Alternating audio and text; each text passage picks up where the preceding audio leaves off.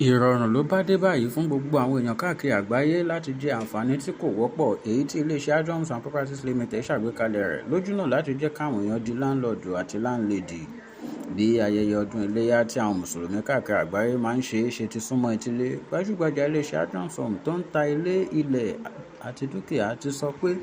àwọn fẹ́ fi ẹ̀bùn ọdún tọrẹ fawọn araalu. Àǹfààní ọ̀hún ni wọ́n pè ní 2023 Ileya Rẹpẹtẹ, èyí tí yóò jẹ́ káwọn èèyàn tí wọ́n ń fojú sọ́nà láti di onílé lórí ní ìpín kí ìpinnu wọn lè wá sí ìmúṣẹ láìpẹ́ jọjọ. Ọdun ní Ileeṣẹ Andron and Properties Limited lórílẹ̀‐èdè Nàìjíríà àti káàkiri àgbáyé níbi ká ta ilẹ̀, ilé àti dúkìá. Yàtọ̀ sí pé wọ́n ń ta ilẹ̀, bẹ́ẹ̀ ni wọ́n tún ń bá àwọn oníbàárà wọn kọ́ ilé tó jọjú, ilé àwòṣífìlà síbi tí wọ́n bá fẹ́. Gẹ́gẹ́ bí a ṣe gbọ́, Ileeṣẹ Andron ti já owó ilẹ̀ wọn wá sílẹ̀ pẹ̀lú iye tó jọjú tí wọ́n sì ní àǹfààní yìí fún àsìkò péréte ni nítorí ayẹyẹ ọdún tó wọlé dé. Nínú àtẹ̀jáde tí àwọn alákòóso iléeṣẹ́ náà fi síta, èyí tí ẹ̀dà rẹ̀ tẹ̀ wá lọ́wọ́ láìpẹ́ yìí, ni wọ́n ti jẹ́ kó di mímọ̀ pé kì í ṣe fún àwọn mùsùlùmí nìkan ni àǹfààní yìí wà fún, bí kò ṣe fún gbogbo èèyàn tí wọ́n bá ní èròǹgbà láti di onílé lórí. Wọ́n ní gbogbo ẹni tó bá fẹ́ láti kúrò nínú ẹgbẹ́ ayálégbé tí wọ́n fẹ́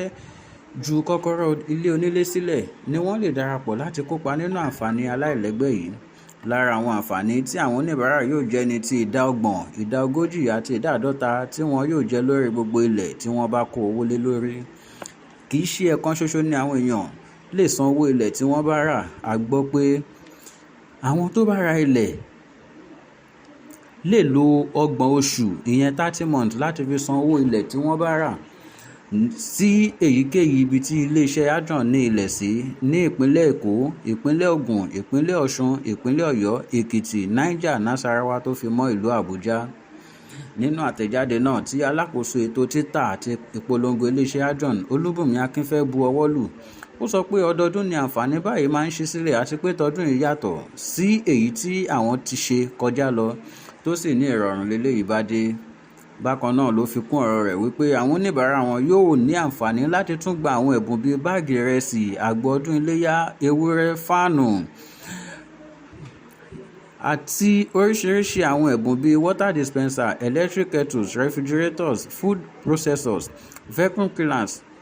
cooking oil, gas burner àti bẹ́ẹ̀ bẹ́ẹ̀ lọ.